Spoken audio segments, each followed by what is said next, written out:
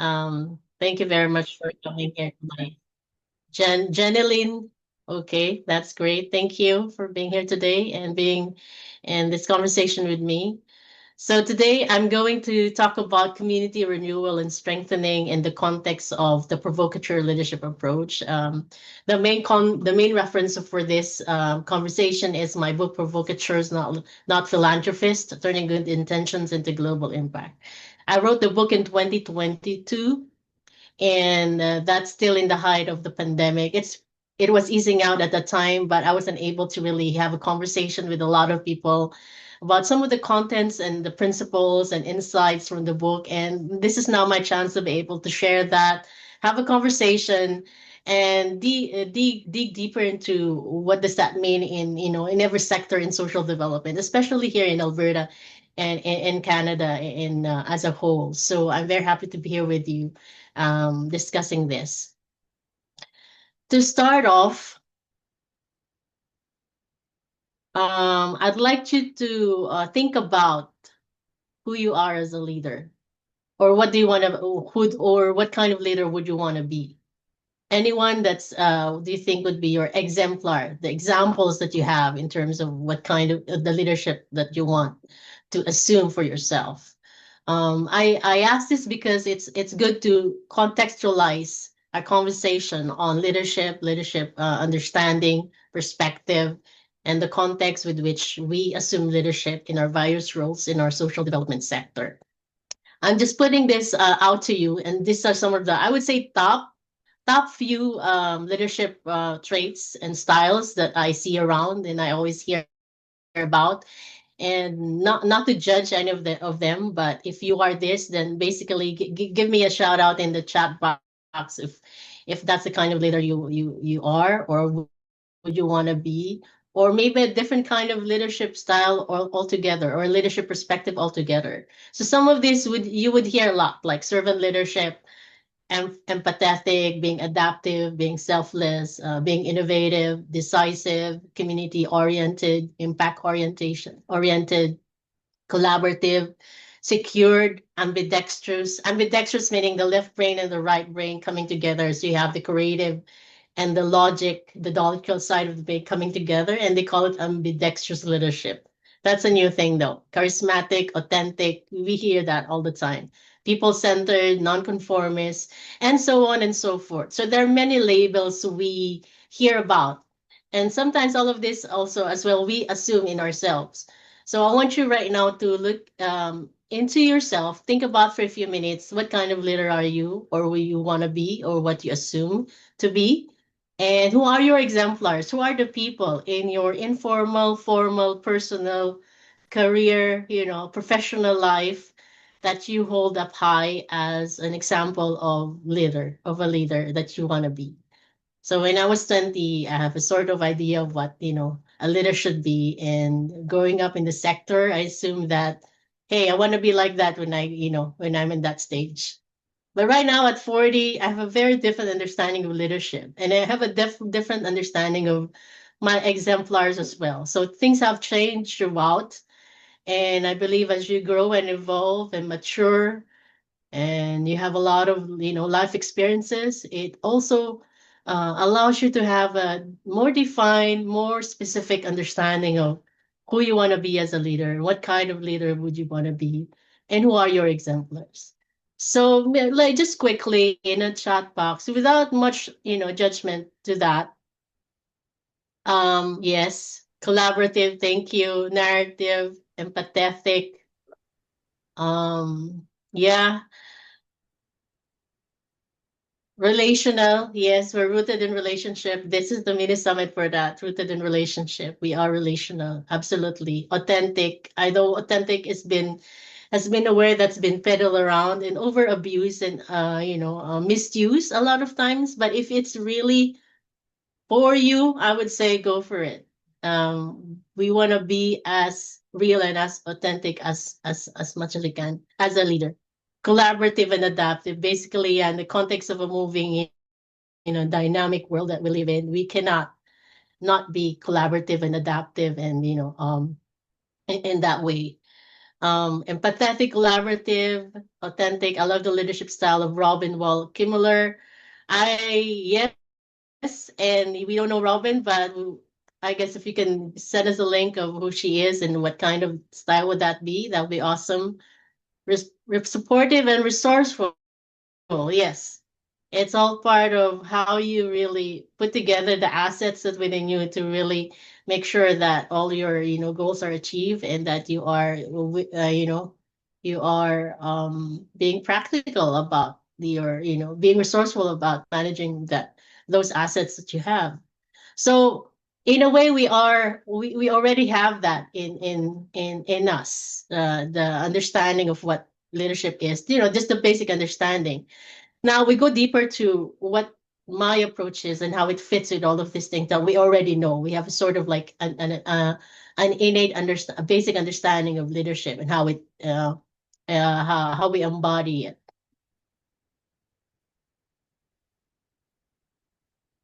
So in my just my personal journey, I was born, raised, and educated in the Philippines. Half of my work is it was in the Philippines.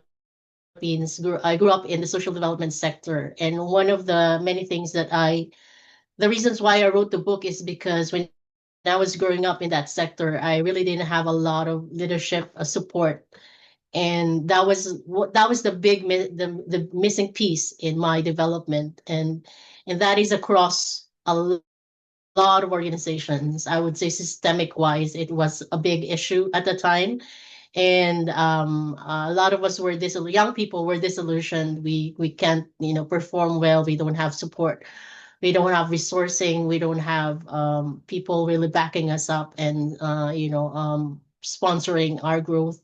So that was such a big issue back then. And as I look back now at this stage when I'm here in Canada, and also looking at the social development spectrum, the whole sector, I noticed that we still need this conversation around building the next generation of leaders and what does it look like, what investments we should need, what conversations we should have with the next generation, that we are all in line with all of this.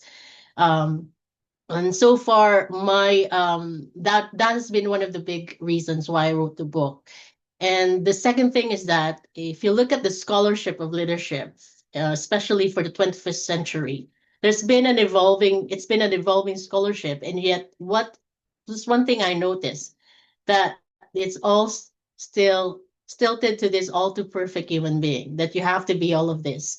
There's a certain myths and mythologies around effective leaders that until now, it distracts real effective leaders from doing their work because these myths are being peddled out, and without really scrutinizing them and critiquing them and really understanding what does it mean, you will end up doing a lot of things that you're not supposed to do. You will end up really not being effective, and at the same time um you're eroding your own integrity, you're eroding your own value system, you're eroding your own effectiveness.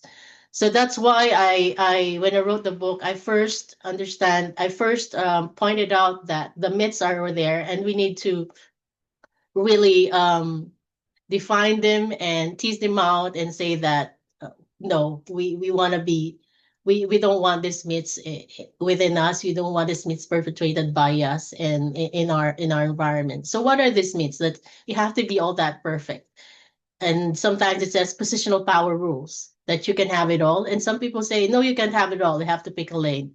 It's lonely at the top. They would say that you won't have friends because you're the leader, and that you'll have to have a cadre of trusted advisors that you support, and you don't have nobody else's to really discuss some of these sensitive issues with others because you are that leader. You are that person in charge of everything. Some say it's not for everyone, so don't even dare. Don't even, take some role or some opportunity, and because it's not for you. It's only for those certain people who have this intellect or intelligence or charisma, or they're born with it.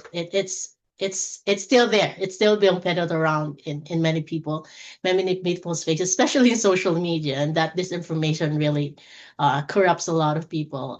Taking leadership as a ticket to personal glory, yes, there's still self-interested actors doing this.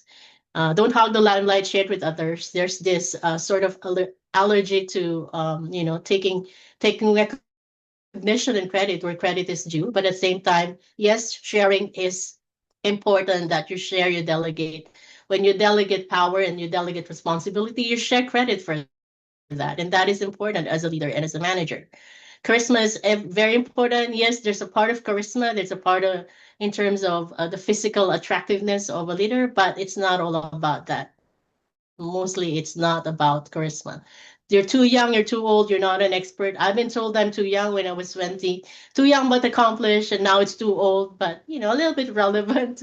Not an expert, or too much an expert that you can't be relatable. So there's many criticisms around that. And even if you're not a leader, but you're in a public space, you'll get something. You'll get something of that sort of like criticism, or the mythologies being peddled around, and people lap up to it, and that's sad that still at this date, as at this day, people have become subsumed under those mythologies. You can add on to this, and I bet you have, personally have confronted some of this yourself. So what does, in the context of the leadership, my experiences and in review of the scholarship, I know that there's something missing, especially in social development sector, because we can be empathetic, we can be relational, we can be collaborative, yes, but our industry is also different. Unlike any business or your a corporation or a government or a multinational institution, we're very different from all those organizations that have very different understanding of leadership in the context of a business dynamics. But in social development, I noticed that there is a certain gap that we can fill, and that is through the provocateur leadership approach. What is the provocateur leadership approach? From the word provocateur, which is to stir up for good. I'm reclaiming the word. I'm basically consciously reclaiming the word provocateur, because I know in many conversations with a lot of people, they would say, I hate that word. That's a very bad word. That's destructive, it's polarizing, it's conflict ridden. You're saying that, you're not a team player and everything like that. So I'm reclaiming that word, because words have power. And if we reclaim the word and take the meaning back and say, if we provoke it for good, we stir up for good, then we can do great things. Then we have better results. So we can improve what's going on in our industry, in our sector, in our community.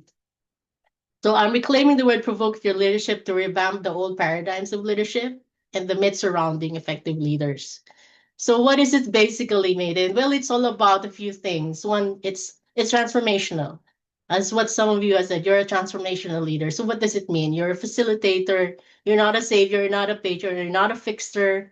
You're not a philanthropist. You're not the fountain of intellect. You're not a fountain of answers and solutions. You're not, and you don't have all the answers. And that's basically the most humility data point for all of us, is that we don't have all the answers. We're facilitating change. And all of us here in this room is, I believe, transformational agents. And that is a fact in terms of provoking for good, or being a provocateur for good. Next is the catalyst. A catalyst is sort of like, you're not really doing the work. It's more the influence. That's what leaders are made. You are influencing for good, and you're thinking about working with collaborators to think differently and act innovatively. If you have done that for quite a bit, even 1%, I think you've made a great effort already. You've made a great impact already. You're also grounded and contextual, in a sense that you look at your sector, you look at what's going on, the issues, the challenges, not just with the social issues you're addressing, but how people network, how movements form, grow, and decline, and resuscitate and emerge. And you think about that in the context of, all these best practices that seem to be, really good in those days, in the early days. But now look at, ask the right questions. What else can we do? What we can improve? How we can innovate? How we can build that better? And how we can address some of these, issues that seem to, polarize us more than unite us, and how we can reclaim those in a way that, we create new models of working, new understanding of how our power can be converged, and how much of that is about really, addressing the needs, asking the right questions, asking, not settling for status quo, that what is given, what is already there, and we embrace the unknown, the complex realities that we live in, and how we can always, sort of as actors, as active actors, embrace the ambiguity, the complexity, and the changes that are happening around us in a more progressive way, in a more active way than reactive way, and really transform our self-limiting mindset about resources and resourcing, especially the so-called scarcity mentality that is prevalent. A provocateur is a synthesizer. I'm very quick with this now, because I've seen, like, in sciences and technology and education and policy, there are many good things happening. But as a provocateur, I think the most important contribution is to look at all these interstices,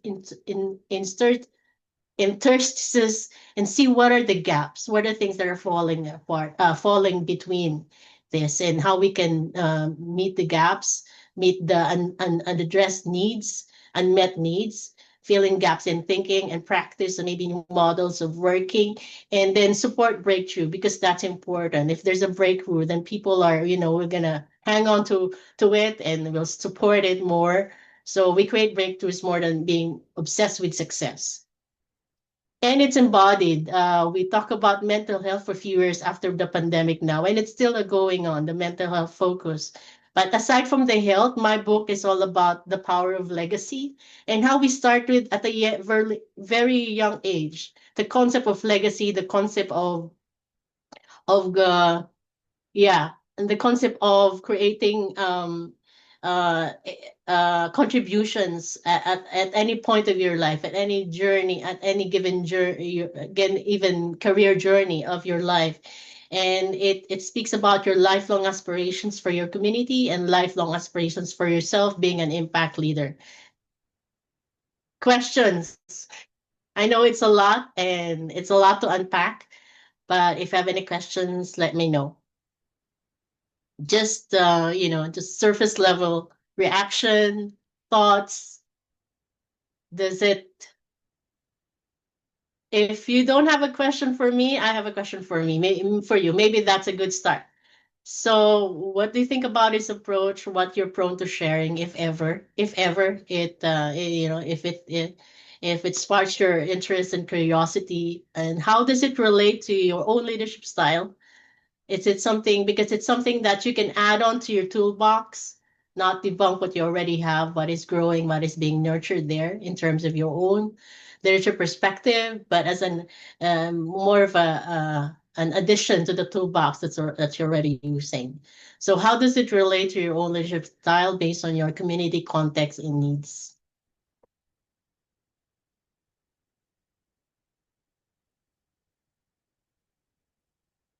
Questions, comments, reactions so far?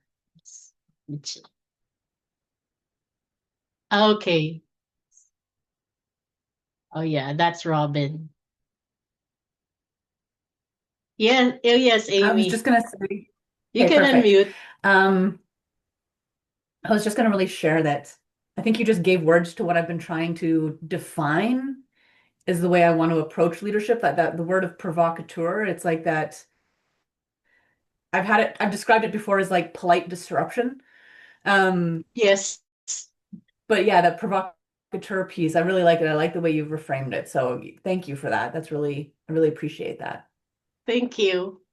Cause yeah, I've been in the sector for almost 2 decades now, and it seems to me that there's this really missing piece in our own, leadership framework as actors and as agents of change. And I felt like, y- yeah, this really fits perfectly, because I've seen many movements and networks and organizations trying their best, but they're doing the same thing, and they're not asking the right questions. They're not really, making a provocation within that really disrupts all thinking and challenges us individually, collectively, and as a movement to really step up and say, like, hey, we also need to, to sort of like practice hygiene amongst ourselves in terms of that, and that understanding is really important.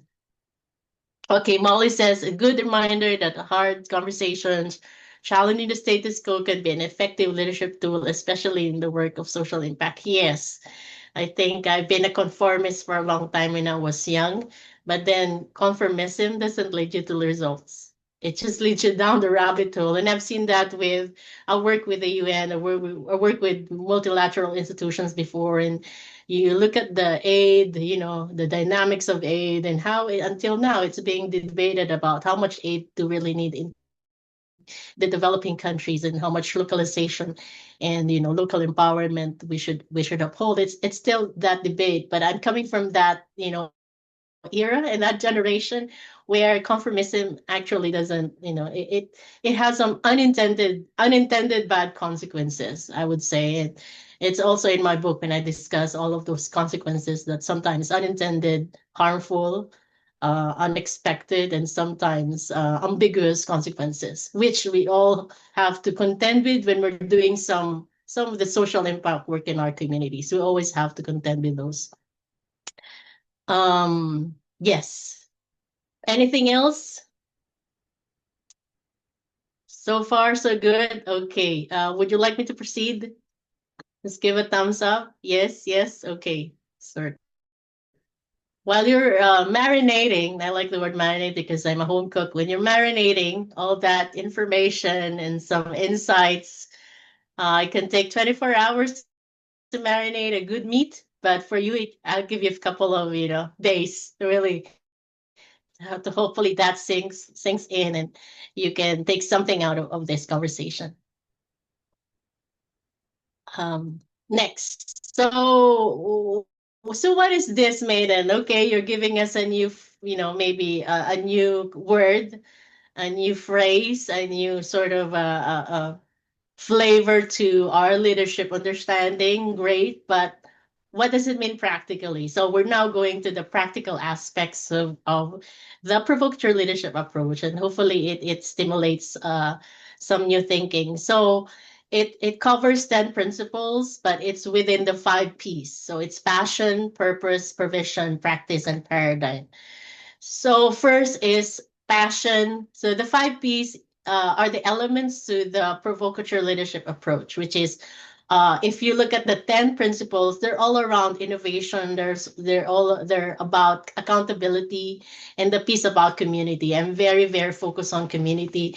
And this, I also wrote a piece in my Substack on the future is community, because I think the future, whatever that is, we're in the AI, robotic, machine learning kind of culture, future.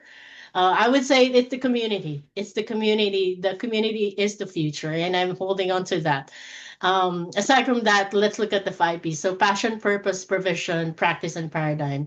If there's one thing that you can come out of this, I want you to have this in mind, the 5 P's. So what is passion? Well, you know what passion is, what drives you to do more, to excel, to stay even in the context of hardship or struggles or problems. That is the fuel, the fire that burns within. That's your passion.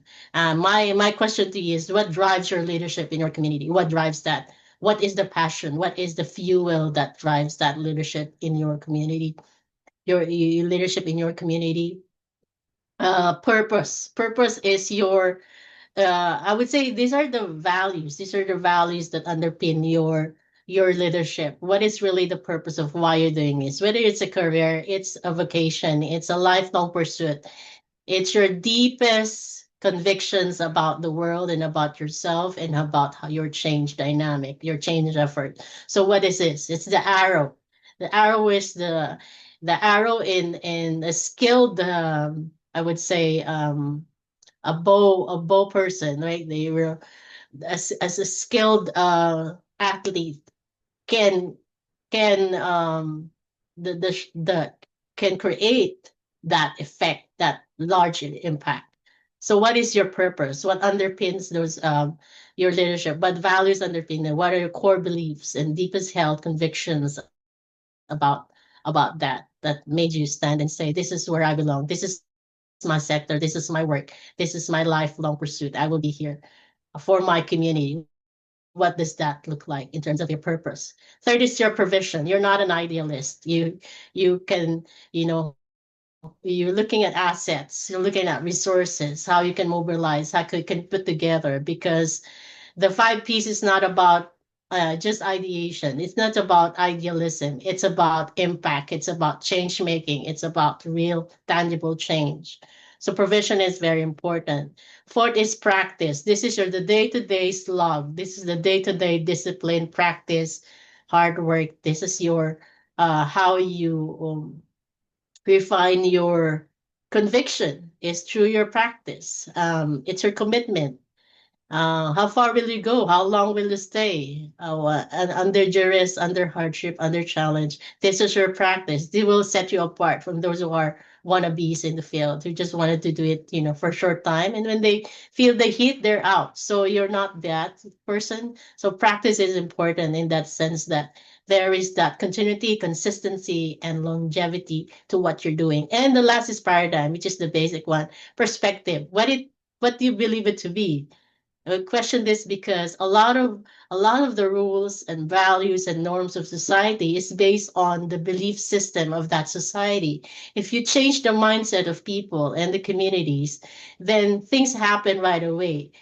The beliefs would change the norms would change the behaviors of people, and the behaviors of people will change the policies, or other way around. Sometimes policies are the last to change because, hey, governments are that, they're that slow, but people change faster, and then policies change and rules change, and how we practice our day-to-day lives change because of those paradigms, those mindsets that have been changed. So if you look at that from that perspective, paradigm is what I've been talking about: transformational, grounded, contextual, synthesizer, facilitation role, and being a catalyst. These are paradigm shifts, and the provocateur is all about that, in essence, all that. So where are you? My question to you, using the 5 Ps: passion, purpose, provision, paradigm. Which one do you find easy, and which ones are the most challenging dimension to cultivate? Why? Where are you in this stage of these elements right now? Just to share, you wouldn't have the same kind of purpose when you're, in your 20s. When you're in the 60s or 50s, you have totally different purpose. You are already in the giving stage. You are mentoring people. You are leading in a very different way. And also your understanding of paradigm have already shifted. There's a lot of shifts that have happened in the course of your career, maybe, or in your lifetime. And that also would have changed. I would say this is an evolving piece, evolving 5 Ps in your life that you need to look at regularly, consistently in the course of your time, and say, have my passion changed? Um, I want to go back to my first love. If this is your first love, you want to go back to your first love and revisit it. And why the hell in the first place did you want to be in this sector doing all these things that you're doing right now? You have to go back and revisit that. Is it the same thing? Is it the same flame that burns? And was there a sudden change to it? And where am I now in my life? What and why that's occurring? You may have to ask that. Purpose. Have my purpose shifted? And where am I going now in the course of, and that change? Provision. Have my understanding of the material resources of the world and my society have changed too, given the fact that I know now that I can innovate, I can be creative, I can practice ingenuity, and there's a lot of resourcing that happens when we all just go together and work together on one purpose goal. And there's strategies and tactics and all of that. There's no absence of tactical innovation right now in the field. Even practice, am I doing the work yet? Am I really putting excellence yet? Or have my performance lagged in the couple of years as a professional? You may have to look at that in the change, in the social change sector. Am I getting to the leadership role that I want? Is it really the right one for me? Or would I be good at mentoring, leading from behind, working in the background and all of that stuff? And I think it's important to also, to review and reflect on your own practice. I do that as a business owner. That's because that's what we do. We look at the bottom lines, we look at the figures, we look at the data points, you know, laughing, staring at it in the face and say, hey, I need to deal with this because this is evidence. This is what it says. This is what the market says. Market says. That's what we do as business owners. And as social change agent, we need to also do that. Look at ourselves in the mirror and say, am I excelling? Am I still in that excellent stage of my performance? Where is it that I need some changes? Where it is I need to improve? What can I do to share my learning and be more innovative that way? Democratize innovation by sharing your knowledge and your transferring that knowledge and paradigm. Have my perspectives been changed in the course of 5 years, 10 years, 15 years of working in the field? What have made me different now? What have thought about that didn't work, and what can I think about now in terms of my leadership style and my understanding of myself as a leader. So again, grounded leadership reflection. Um, let's talk about Let's give it a few minutes to think about that in your own way. And if you want to share reaction, response, uh, conversation, ideas, let me know.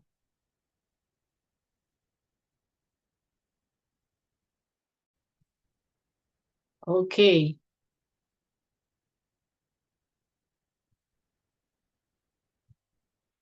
nice. Molly said, I find the paradigm shifts the most challenging at this stage in my career. Um, Molly, would you like to share about that? Because maybe it's not just your own journey, somebody else is feeling that way too, and what you can enlighten people about, maybe, it makes sense to you. It could make sense to other people as well in this room. Would you like to share that? Why is it at this point in the stage in your life and career? Sure. Okay. You can unmute. Oh yeah, I guess I could do that too, instead of typing. Um, Yeah, I yeah. think where my head was at when I was saying that was like, there's like, as we all know, there's just so much happening like globally right now and for our companies, right? Yeah. So like from what I see and where I work, like there's a lot of fear about change. So it feels like harder Mm-hmm. to introduce maybe those like shifts that maybe like five or more years ago people would have felt a little bit more open to from what I saw. Mm-hmm. So I think that's where it felt, yeah, like creating those paradigm shifts just feels, I don't know, in some places maybe actually it does feel, maybe it's the division of like some people really want to see that shift and some people really don't. And that's maybe where I'm getting That's stuck, right. feeling like the challenge and the push Mm-hmm. and the That's innovation to right. kind of make those shifts. Yeah. Does that make sense? That's Yes, yes, Molly. That's great. Yeah, yeah. You always have those who are anti-change and those who are pro-change. As um as Nassim Taleb said in his book Fragility, Anti-Fragile, actually. In terms of change, how we approach change is we have to there's no it's inevitable. We have to embrace change because we need to be anti-fragile. And anti-fragile is not being not fragile. Anti-fragile is like putting yourself in the position where you are under stress and under pressure, and that creates that strength and that sort of like the vitality that will help you withstand the complexity of the times. And I think that as far as how we should, assume that position, because um saying that, I refuse to change, I don't want change, I oppose it, I resist it, it's all fear based. And I've discussed that in my previous last year in my PowerPoint presentation on change making. And I believe that we are on the cusp of so many changes that people are so overwhelmed and under the feelings of fear and being paralyzed as to how they can move forward. And I think as provocateur leaders, our first contribution is define what's ambiguous, define the uncertainty, define what's going on. Sense making, as you would all know, is really about that at first, and then moving on towards acceptance and realization that, hey, it's not that bad after all. Come on, let's get our act together and do something about it. Yeah, Amy said, at this stage, I'm finding it difficult to cultivate and sustain provision and practice, less wrestling with competing priorities of daily life. Awesome. I mean, I think it's not just, I think this is a generalized life situation that all of us are facing, especially after the pandemic. We're coming out just, as bruised and as affected as in that whole saga in our lives, as a society. And now we're trying coming to terms with what now, right? What's now, what's up in the air, and how we can collectively assume a position of, asking, taking more wisdom out of it, and just saying like what I can do to have a more, um, I would say, peaceful and more calm and more collected existence at this point in our lives, when everything has been so disruptive, and it's just changing everything that we hold to be, good 5 years ago, or maybe 2 years ago, and now it's no longer the case. Yeah. Yes. Yes. Great. Any other points here? Yes.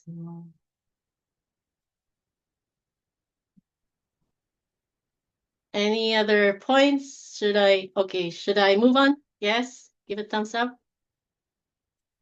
Okay, so we're talking about the last stage of this conversation about community renewal and emergence. I liken it to a seed. From a seed, you start, you have, birth, growing pains, the start of emergence, is the start of understanding who you are, and what your placement is, position it in the world, and how it, you and the world come together in an interact and bring forth all of results, all of the, the abundance that it is that surrounds you. And then later on, there is growth, there is stability, there is understanding of impact and clearance in terms of identity and values formation and all of that great stuff. And then leading to a decline, which is a life, this is a life cycle in itself.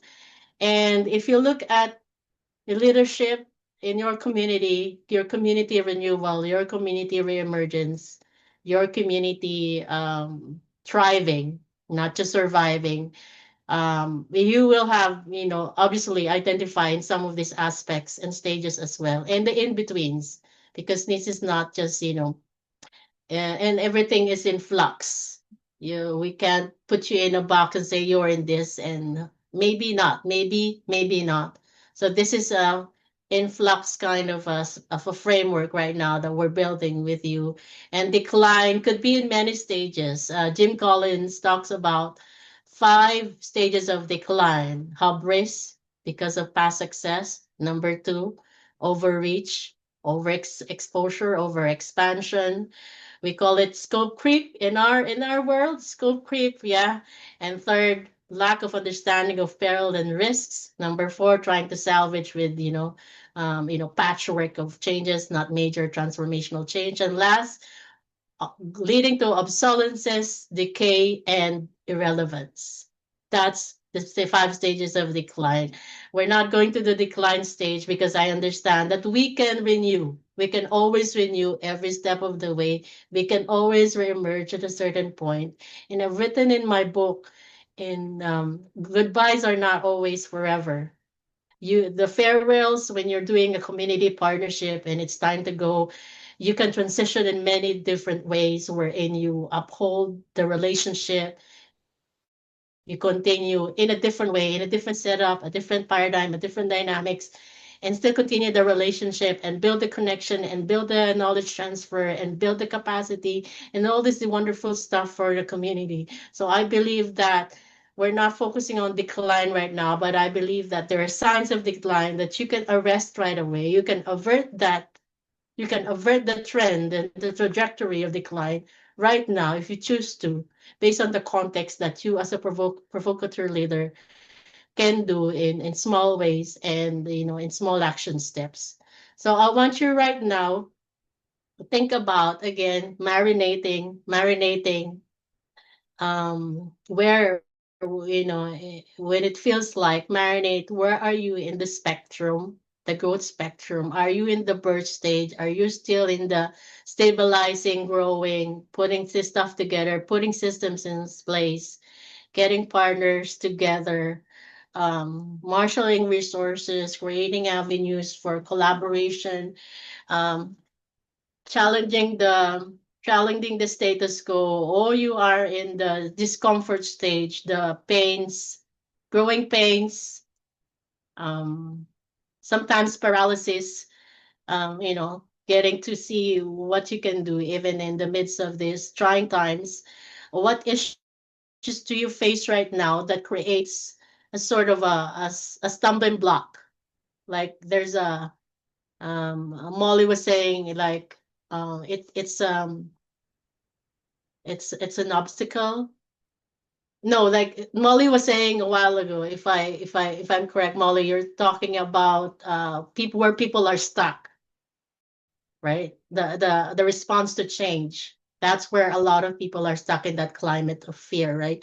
So what issues are you facing that's more like that you're stuck? It's a stuck issue, I would say.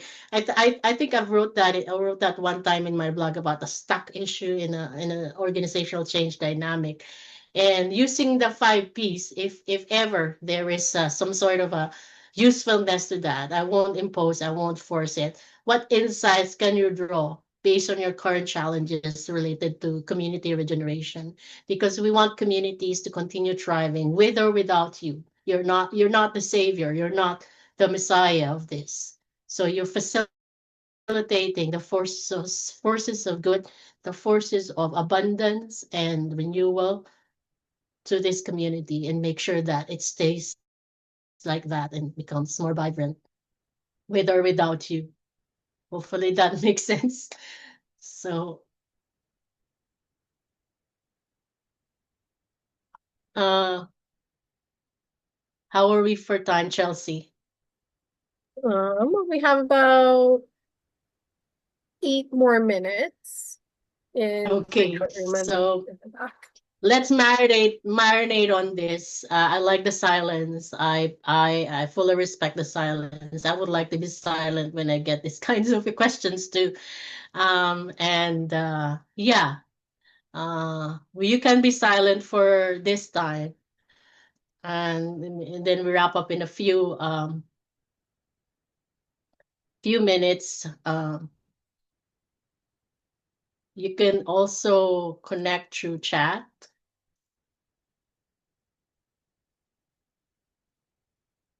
Awesome.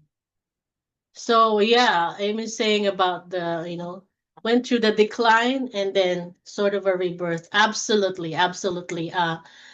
That's the living systems, right? They suddenly you think it's dying. I saw my plant and my garden bed.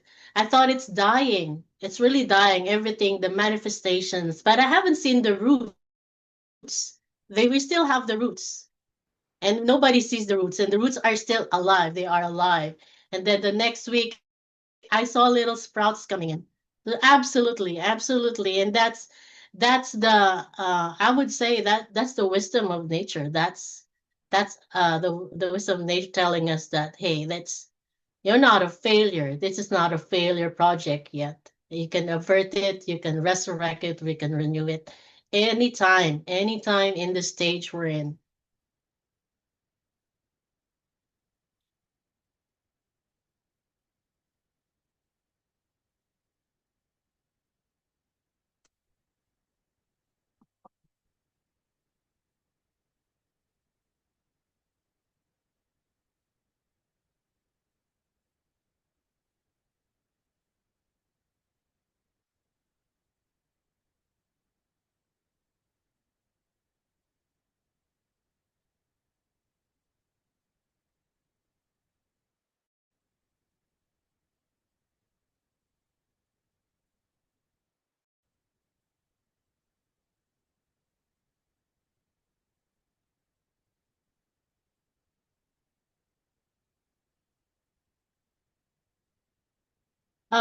Amy, would you be able to give us more information about how did you work out the, from the decline phase to the rebirthing phase, and what were what were the major thinking perspective shifts in thinking that made that happen in the first place, and what's the one major practice point? What is the practice that made it, made it work, Um, if you can? yeah, absolutely.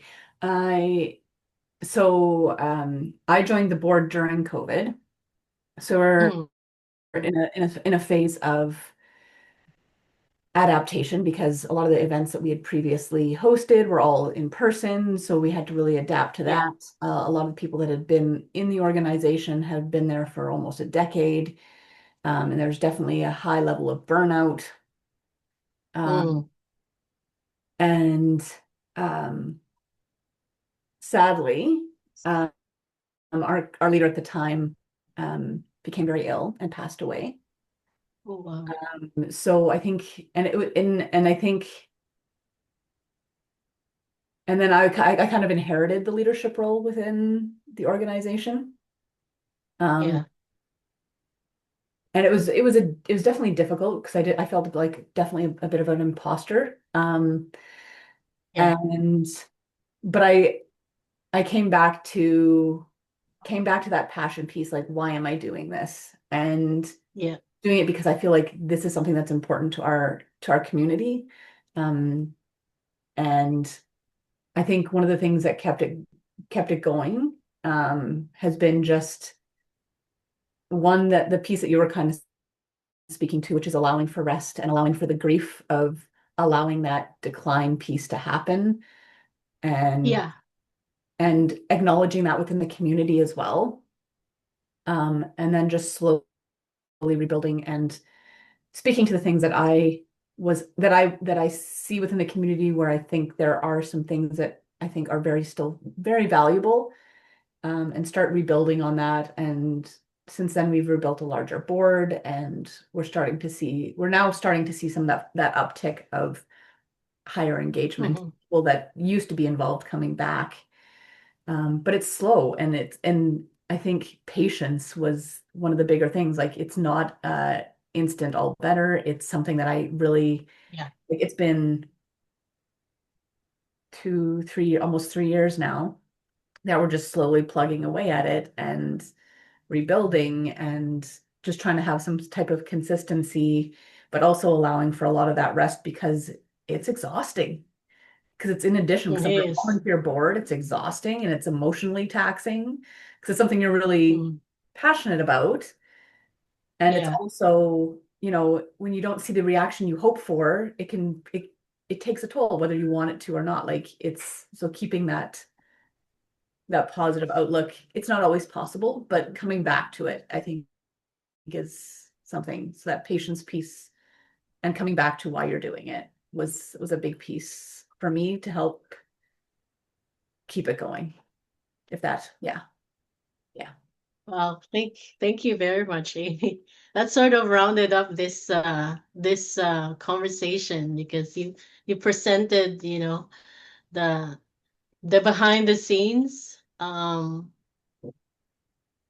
behind the scenes emotions and feelings and hardships and the struggles of trying to, avert the decline and slowly rebuilding with patience, with perseverance, with all the, the good feelings and the positive things that you put together to make it work. So yeah, Amy, congratulations. That wasn't and it's still an ongoing progress, right? It's an ongoing project, but I am telling you that that's how you can do it. That's absolutely you can do it. And in some cases, you're not yet out of the hook in terms of safety, but you're on the way. You are building the foundations of a better community right there, and that's very important. So I recognize that. I absolutely appreciate you sharing this lesson for all of us. Thank you. So I think, yeah, thank you. So, again, after marinating, I want you to proceed to action, but in your own time, not in this time because we don't have a lot of time right now. But I want you to list down like just 2 action points to recommit to renewal, to re-energize, to always build back better out of maybe out of despair, decay, grief or fear, where you're stuck, issues where you're stuck, proceed to, doing something, even small steps to doing that. So thank you very much. I have resources in my website and my Substack. I write about this almost weekly about this issue, strategy, change, leadership. These are my passions. And I have the book is 20% ebook. We have a discount for that too. And yeah, just thank you. Thank you for doing this with me. I like your silence. Silence means you're, marinating on it. And I believe that